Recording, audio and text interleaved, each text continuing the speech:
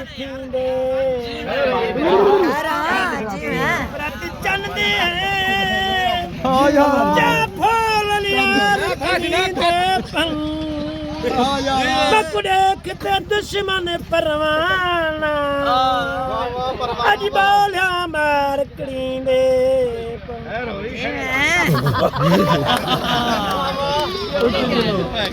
ਗੈਨ ਮੈਨੂੰ ਕਰਨੀ ਸਾਥ ਕੋਲਾ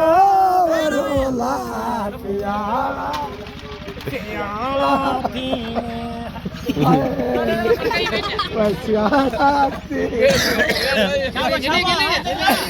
ਬੱਠੇ ਓਏ ਬੱਠੇ ਰਾਜੂ ਹੱਥ ਨਾਲ ਹੋ ਜਾ